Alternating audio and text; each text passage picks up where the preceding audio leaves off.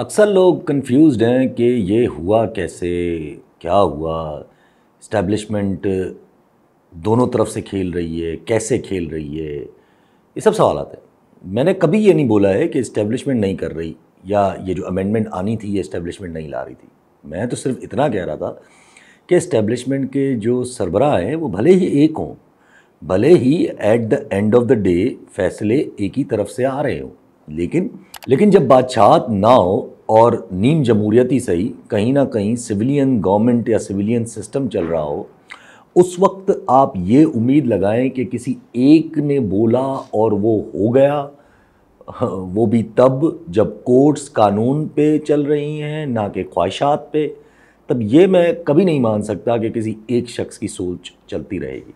उसकी वजह ये है कि आमरीत या बादशाहत में उसके जो सब चेले होते हैं वो उसके नीचे होते हैं। अव्वल तो नीचे तो इसमें भी होते हैं, लेकिन उसमें वो पावर उस शख्स से ड्रॉ कर रहे होते हैं ना कि सिस्टम से। यानी कि अगर वो शख्स टिका हुआ है एज अ बादशाह, as a martial law dictator, तो जो नीचे वाले हैं वो भी टिके हुए हैं। वो गया तो सब गए। तो इस वजह से कोई नहीं हिलना चाहता चीज़ों को। और जब नीम जमहूरी सिस्टम या सिविलियन सिस्टम चल रहा हो जिसमें आइन फिर भी कहीं ना कहीं काम कर रहा हो, उसमें ज़रूरी नहीं कि जो बादशाह बोले वो हरफ आखिर हो। आई डोंट नो आपको ये बात कितनी समझ आ रही है। मैं खुल के नहीं बोल सकता, इसलिए बस समझ जाएं कि किसी एक की नहीं चलती, और सोने पर सुहागा तब तो कभी भी नहीं चलती है जब मुल्क पागलपन के बिल्कुल करीब पहुंच गया हो।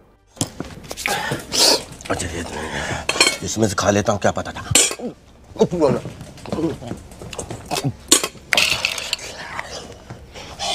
मौलाना साहब ने बिल्कुल इनकार कर दिया। आज क्लियर बोल दिया मौलाना साहब ने कि अगर इस बिल को सपोर्ट करते तो ये बिल अवाम की दी गई अमानत में खयानत होती। इसलिए मतलब आप ये समझें, कंफर्म समझें कि ये अमेंडमेंट तो अब गई। अब पाकिस्तान पीपल्स पार्टी कहती रहे कि हम नई आइनी मसवदा तैयार कर रहे हैं JUI के साथ मिलते, और उस पर फिर PTI के साथ भी बात करेंगे और बाकी पार्टीज़ को से भी बात होगी। तो पीपल्स पार्टी और बाकी पार्टीज़ को इस वक्त चाहिए कि वो अब जाएं, अपने अपने सूबे बचाएं जाकर, क्योंकि अब वो दिन नहीं है कि आप अटैक कर सकें, अब वो दिन है कि आप अपनी अपनी डिफेंस करें जाकर। लेकिन इनको समझ नहीं आ रही ना ये बात अभी तक। इनको अब भी ये गुमान है कि चीज़ें कहीं से हैंडल हो जाएगी। हर किसी को होता है सर जी, हालात बदल रहे हैं, सोचें तब्दील हो रही हैं। आप किन ख्वाबों में हो, और तारीख गवाह है कि हाथ निकालने में या साथ छोड़ने में देर नहीं लगती इनको। और आपके ये जो खबरें मिल रही हैं ना इधर उधर से आपको, ये सबको कि ये जो तबादले हो रहे हैं ये इसी चीज़ की ही निशानी है। और अगर कोई आके मुझे ये कहे कि तबादले होने के बाद भी सोच सेम रहेगी, तो फिर तबादले क्यों कर रहे हो भाई? सोच तो बदलेगी। अब नई जो सोच है वो कहाँ जाएगी, ये थोड़ा अभी भी कन्फ्यूजन है। लेकिन ये क्लियर है कि सिस्टम ये जो है ये तो कंटिन्यू नहीं कर रहा। आपको अब भी बैठ के लोग ये कहेंगे कि जस्टिस मंसूर अली शाह की नोटिफिकेशन नहीं हो रही, वो चीफ जस्टिस नहीं बनेंगे वगैरह वगैरह। ऐसा कुछ भी नहीं होगा। आने वाले चीफ जस्टिस की नोटिफिकेशन हो जाएगी, और गवर्नमेंट अगर पैनिक में आके इमरान खान साहब की तरह नोटिफिकेशन रोकेगी तब भी कुछ फ़र्क नहीं पड़ेगा, इवेंचुअली करनी ही पड़ेगी। याद है ना कि वो एक नोटिफिकेशन खान साहब ने भी रोकने की कोशिश की थी। कोई कहेगा कि इन दोनों में फ़र्क है। जी, नोटिफिकेशन में फ़र्क है, लेकिन ट्रस्ट डेफिसिट का फ़र्क नहीं है, क्योंकि इमरान खान साहब को भी यही गुमान था कि फैज़ गया तो मैं गया, और नून लीग भी सीधा बोल चुकी है कि काजी गए तो हम गए। वही जो ख्वाजा आसिफ साहब ने बोला था कि नई चीफ जस्टिस के सामने अगर गए तो शायद पूरा इलेक्शंस पे ही सवालिया निशान खड़ा हो जाए। अब कब कोई कहेगा अगर कि नहीं कॉन्स्टिट्यूशनल कोर्ट्स वाली जो अमेंडमेंट है वो आ जाएगी वगैरह वगैरह, तो ये भी आप भूल जाए, क्योंकि कोई आइनी कोर्ट्स भी नहीं आ रही। क्योंकि इसके पाकिस्तान में, वैसे तो पाकिस्तान में कॉमन लॉ पे चलता है पाकिस्तान, और कॉमन लॉ में आइनी कोर्ट्स की कोई जगह नहीं है। ये दिमाग से खाली हो गए हैं बेचारे, और इक़्तिदार बस बचाना है अपना। अभी भी बेचारों की कोशिश है कि किसी हाल में कुछ ना कुछ करें। अभी भी मौलाना से मुलाकातें जारी हैं, कहीं PTI पहुंचते हैं तो कभी मोहसिन नकवी साहब पहुंच जाते हैं मौलाना से मिलने। अब आप सोचें ना कि मोहसिन नकवी साहब क्यों जा रहे हैं, किसके नुमाइंदे बन के जा रहे हैं, गवर्नमेंट के या पूरे हाइब्रिड सिस्टम के? ज़ाहिर है पूरे हाइब्रिड सिस्टम के। फिर ये इलेक्शन कमीशन जो JUI फे के इंट्रा पार्टी इलेक्शंस पे सवालिया निशान लगा के बैठी है।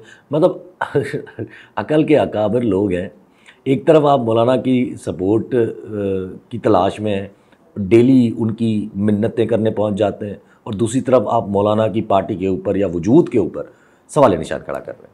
कितना टाइम लगेगा मौलाना को एहतजाज करने में? लेकिन ये कहानी कहीं और भी तो जा सकती है। ये मौलाना और पीटीआई वाली इलेक्शन ये अचानक से शुरू होना ये किसी और चीज़ की वजाहत भी करती है, जहाँ इन तीनों को एक साथ बुलाया जा रहा है, ये बिठाया जा रहा है, ताकि कोई डिस्कशंस तो होंगी ना। और वहाँ कौन कौन बैठा होगा उस इलेक्शन कमिश्नर या कमीशन की ऑफिस में, ये भी एक सवाल है। खैर, इन शॉर्ट कोशिश अभी भी है कि कुछ कर ले। तो इसलिए आप बोलेंगे कि फिर मैं कैसे कहता हूँ कि इस्टेब्लिशमेंट ना इसमें नहीं चाह रही कि ये अमेंडमेंट आए, तो उसका जवाब मैं शुरू में ही आपको दे चुका हूँ। इसलिए मैं हमेशा कहता था कि अगर ऐसे काम सिविलियन गवर्नमेंट से करवाने हैं तो कभी नहीं होंगे, इससे बेहतर है आप माशाल्लाह लगा दें। लेकिन लगा के दिखाएं ना आप, इस इकॉनमी में लग पता जाएगा। अब उम्मीद तो है हमें कि IMF से हमारे राब्ते बन जाएंगे। 25 तारीख को बोर्ड की मीटिंग है, लेकिन IMF से कनेक्टेड अमेरिका है, और अमेरिका हमारे प्राइम मिनिस्टर अभी जा रहे हैं, क्योंकि प्राइम मिनिस्टर साहब को ये महसूस हो रहा है कि हम जा रहे हैं घर, और अमेरिका ही हमारी गारंटी ले सकता है। लेकिन as I have said multiple times कि वहाँ से कोई मुस्बत जवाब नहीं मिल सकता। और फिर आप Russian deputy prime minister Pakistan में बैठा बुला के 2 दिन पहले उससे बात करके फिर अमेरिका जाएंगे बात करने, और अमेरिका आपकी गवर्नमेंट चलाने में आपकी मदद करेगा। वाह, आज पूरा दिन खबर चल रही है कि किंग चार्ल्स ने बात की है शहबाज शरीफ साहब ने। आपकी इंटरनेशनल मतलब क्या दिखाना चाह रहे हैं कि बहुत इंटरनेशनल इज़्ज़त है? आपकी इंटरनेशनल इज़्ज़त इतनी है कि अफ़गानिस्तान का 1-2% का सफ़ीर अपने आपके तराने पे खड़ा नहीं हो रहा और बहाना म्यूज़िक का बना रहा है। और ये गंडापुर साहब जो वैसे तो बेवकूफ़ हैं, वो इस एक्सप्लेनेशन को कबूल भी कर रहे हैं। भाई, who the hell are you? Pakistan को इस काउंसिल जनरल को उसी वक्त या वापस भेजना चाहिए, बस हर हाल में वापस भेजना चाहिए, विदाउट डिले। ये जितना डिले करेंगे उतना पाकिस्तान कमज़ोर महसूस होगा। खैर, तो वैल्यू यह है ये हमारी कि 40 साल जिस मुल्क के चक्कर में हमने अपनी लगवा दी है, वो मुल्क अब हमारी इज़्ज़त तक नहीं करता। सब पता है हमें कि अटैक्स वहाँ से ही होते हैं, वहीं से फेमेंस बनी हुई हैं। लेकिन हम क्या कर सकते हैं? टेररिज्म तो दूर की बात, उनकी इकोनॉमी हमारे बॉर्डर्स के थ्रू पल रही है, लेकिन क्या हम रोक पाए? इतने सालों से इतने सारे इमिग्रेंट्स हमने पाले हुए हैं, क्या हम वो रोक पाए? नहीं भाई, हम बड़े मसाइल कभी हल ही नहीं कर सके, क्योंकि हम जो हमारे इंटरनल सियासी मुफादात हैं वो बीच में आ जाते हैं। हम अपने सियासी लीडर्स को दबाने के चक्कर में कभी कुछ कॉम्प्रोमाइज़ कर लेते हैं, कभी कुछ कॉम्प्रोमाइज़ कर लेते हैं। हम अपनी एक्सटेंशन के लिए कभी किसी की पीठ में छुरा खोप देते हैं, कभी किसकी। इस वक्त एक चीज़ तो बिल्कुल क्लियर है, अगर कोई कॉम्प्रोमाइज़ करना है तो वो कॉम्प्रोमाइज़ इंतहाई बड़े लेवल का होगा और बड़ा ख़तरनाक होगा, और ये सियासी सेटअप जो है वो कभी नहीं कर पाएगा, या उसमें इतनी सख्त ही नहीं है। क्योंकि मैं अपनी इस थ्योरी पे कायम हूँ कि इसराइल को अगर इस जंग से निकलना है तो लार्ज स्केल जंग में हिस्सा डालना पड़ेगा, और अब आहिस्ता आहिस्ता लार्ज स्केल चीज़ें होती जा रही हैं। यमनी हूतीज़ भी पूरी तरह इस जंग में इन्वॉल्व हो चुके हैं, हिज़्बुल्लाह पूरी तरह इस जंग में इन्वॉल्व हो चुका है। तो ईरान भी अब ज़ाहिर पूरी तरह तैयार होगा, लेकिन उसको वो किस चीज़ का इंतज़ार कर रहा है? मतलब मैं ये पेजर्स वाले जो धमाकों वाला जो इवेंट हुआ है, ये देख के मैं दंग रह गया हूँ कि इसराइल किस हद तक पेनिट्रेशन रखता है। मतलब आप सोचें, ये डिवाइसेस हिज़्बुल्लाह ने ख़रीदे, वो हिज़्बुल्लाह तक पहुँचने से पहले ही टेम्पर हो गए, बीच में उनमें छेड़छाड़ हो गई, और इन डिवाइसेस के ज़रिए हिज़्बुल्लाह की सारी कम्युनिकेशंस को इसराइल टैप कर रहा था, सुन रहा था। और जब ये बात हिज़्बुल्लाह को पता चली या समझ आई कि ये हो रहा है, वो सारे के सारे पेजर्स एक ही वक्त में बॉम्ब की तरह फट गए। किस हद तक इसराइल की पेनिट्रेशन है आप सोचें। इसलिए ईरान भी ज़ाहिर डेस्परेट है कि उसको रूट चाहिए, रशिया भी डेस्परेट है क्योंकि उसको हथियार पहुंचाने हैं, अमेरिका भी डेस्परेट है क्योंकि अमेरिका को ये चीज़ हर हाल में रोकनी है। तो इसलिए यही डर है कि अगर जंग लगी, जो इवेंचुअली तो लगनी है, और ये पहले चाइनीज़ आर्मी चीफ का पाकिस्तान आना, मॉस्को से होते हुए या रशिया से होते हुए, फिर रशिया के डिप्टी प्राइम मिनिस्टर का पाकिस्तान आना और फिर अचानक से हमारे प्राइम मिनिस्टर का फिर अमेरिका जाना, ये सब इंडिकेट कर रहा है कि खिचड़ी इस हवाले से ही पक रही है। लेकिन मेरे ख्याल में जंग वाली खिचड़ी से पाकिस्तान इस वक्त अपने आप को दूर रखना चाहता है। अनटिल एंड अनलेस बिल्कुल ही कोई एक्सीडेंट करने का मूड है तो वो अलग बात है। लेकिन अगर ऐसा मूड होता तो ये अमेंडमेंट्स भी पास हो जाती, जाहिर है ऐसा मूड मतलब नहीं है। अब लोग बेचारे नवाज़ शरीफ के ऊपर, नवाज़ शरीफ को इस चीज़ का क्रेडिट दे रहे हैं कि ये ज़बरदस्ती धकेल रहे हैं कि ये नवाज़ शरीफ ने मौलाना के साथ मिल के अमेंडमेंट रुकवाई हैं। यार नवाज़ शरीफ ने रुकवानी होती है अगर अमेंडमेंट तो वो बेचारा लाहौर से इस्लामाबाद इतना ट्रैवल करके इतनी उम्र में क्यों आता। तो अब होगा क्या, अब आगे की क्या सोच है, आगे भी क्लियर है। वैसे अब लाहौर का जलसा है, फिर कराची का जलसा है। लाहौर में मज़ा आएगा, दंगे होंगे, पुलिस की तरफ से क्रैकडाउन होगा, हर हाल में रोकने की कोशिश होगी। लेकिन जो पीटीआई का काम है वो तो ज़ाहिर हो जाएगा कि पीटीआई अंडर डिस्कशन रहे, गवर्नमेंट अपने रिएक्शन के चक्कर में एक्सपोज होती रहे, इस्टेब्लिशमेंट और गवर्नमेंट के बीच में ट्रस्ट डेफिसिट बढ़ता जाएगा।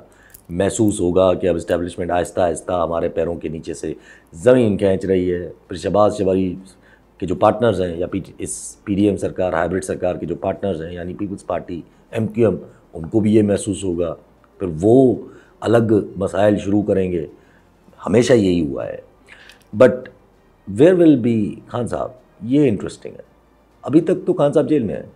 वही 190 बिलियन पाउंड्स के केस का हतमी फैसला भी रोक दिया है हमारी हाई कोर्ट ने। लेकिन सवाल ये है कि खान साहब फिर क्यों कह रहे हैं कि मैं अनकरीब जेल से बाहर आ जाऊंगा। आ भी सकते हैं और नहीं भी। अगर तो बिल्कुल ही हाथ निकालने का मूड है तो फिर तो इमरान खान साहब बाहर भी आ जाएंगे, क्योंकि 26 अक्टूबर के बाद तो वैसे भी हालात उसी तरफ जाएंगे। लेकिन अब ये मेरे लिए मानना थोड़ा मुश्किल है कि इतनी जल्दी पूरी तरह हाथ कैसे निकाल लेंगे without getting anything from Khan साहब। हो भी सकता है और नहीं भी हो सकता है। फॉर इंस्टेंस ये तो कंफर्म के तबादले हो रहे हैं, कंफर्म है। अब तो कुछ लोग DGISI, सेक्टर कमांडर इस्लामाबाद, उनके जाने की भी खबरें दे रहे हैं। ये बहुत ही पिवटल मोमेंट है पाकिस्तान की, यकीन करें। अगर ये तबादले हुए और खान साहब से कुछ नहीं मांगा गया और खान साहब ऐसे ही बाहर आ गए तो उसका मतलब मैं ये समझूंगा कि कहीं से शदीद प्रेशर आया है। अब वो प्रेशर कहाँ से आया होगा ये मुझे नहीं पता। और अगर खान साहब विदाउट एनी कॉम्प्रोमाइज़ बाहर आए तो मेरा अगला सवाल होगा कि जिन्होंने प्रेशर दिया खान साहब को, या खान साहब को निकालने के लिए जिन्होंने प्रेशर दिया है, उनसे खान साहब ने क्या क्या कॉम्प्रोमाइज़ करने के वादे किए हैं। मेरी इन दोनों चीज़ों पे बहुत शार्प नज़र होगी। अगर ऐसा नहीं है तो मेरा ख्याल है कि प्रेशर कोई एक्सटर्नल नहीं है, प्रेशर फिर इंटरनल ही है। और जिन एक्सटर्नल चीज़ों से मजबूर किया जा रहा है वो बड़ी ख़तरनाक है। अगर इन एक्सटर्नल प्रेशर से बचना है तो मुल्क भी इंटैक्ट रखना है तो एक पॉपुलर पॉलिटिकल विल चाहिए, जो कि इस वक्त सिर्फ जेल में बैठे हुए उस शख्स के पास है। तो फिर शायद प्रेशर में ही ये सब कुछ किया जा रहा है, ये सब कुछ हुआ है इंटरनल प्रेशर में। बट पावर पॉलिटिक्स की अहमियत समझते हुए मैं ये कभी नहीं मानूंगा कि खान साहब को विदाउट मैनेज किए या मैनेज करने के इरादा रखे बगैर ऐसे बाहर निकाल दिया जाएगा। ऐसे अगर बाहर निकले तो फिर तो I don't know, then it would be first time in Pakistan.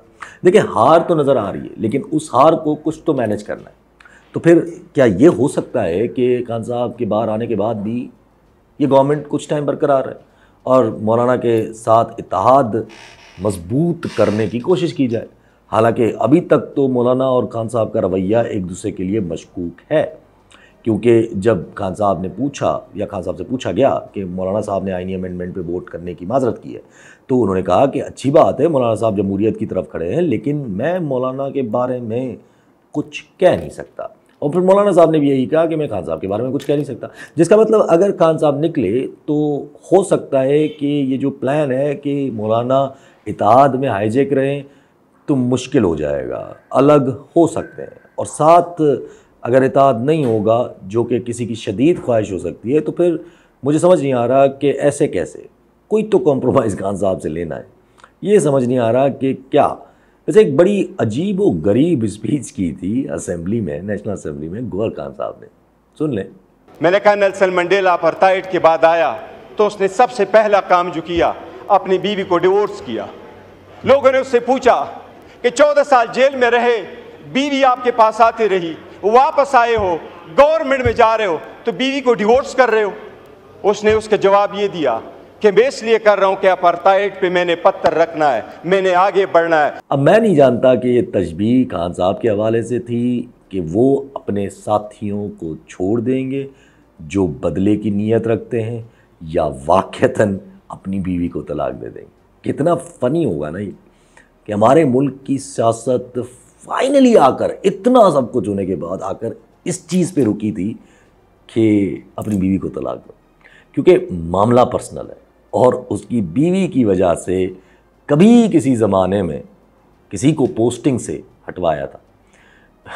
मैं नहीं कह रहा कि ऐसा है या ऐसा होगा, मगर हैरत नहीं खाइएगा कि अगर ऐसा सच भी हो जाए, क्योंकि थर्ड वर्ल्ड कंट्रीज़ में उमूमन पावर पॉलिटिक्स इतने छोटे रीजंस पे ही आके रुकती है, क्योंकि बस ईगो और पर्सनल मुफाद मुल्क की मुफाद ही समझा जाता है।